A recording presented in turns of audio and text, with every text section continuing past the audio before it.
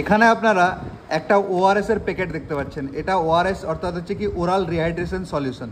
এটা কি আমাদের যখন শরীরে জলের অভাব হয়ে যায়, মানে ডিহাইড্রেশন হয়ে যায়, তখন এটা ডক্টররা রেকমেন্ডেড করে থাকে। অর্থাৎ এটা বেশিরভাগ সময় কি যদি কেউ ডায়রিয়া হয়ে থাকে বা লুজ মোশন হয়ে থাকে তখন এই ওআরএসটা রেকমেন্ড করা হয়।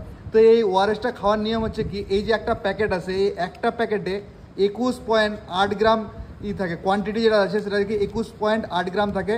এবং এই 21.8 গ্রামে কি যে জিনিসগুলো থাকে সেটা হচ্ছে কি সোডিয়াম ক্লোরাইড থাকে কি 2.60 গ্রাম, তারপরটা কি ডেক্সট্রস অর্থাৎ গ্লুকোজ থাকে কি 13.50 গ্রাম, আর পটাশিয়াম ক্লোরাইড থাকে কি 1.50 গ্রাম, আর পটাশিয়াম সিট্রেট থাকে 2.90 গ্রাম, এবং কিছু এক্সিপিয়েন্ট থাকে।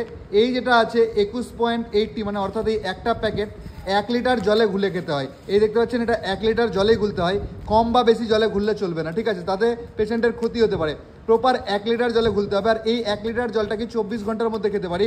এবং এর ডেলি ডোজ হচ্ছে কি, যদি কোনো বাচ্চাকে খাওয়ানো হয় তাহলে এর ম্যাক্সিমাম কি 1 থেকে 2 লিটার খাওয়াতে পারবো।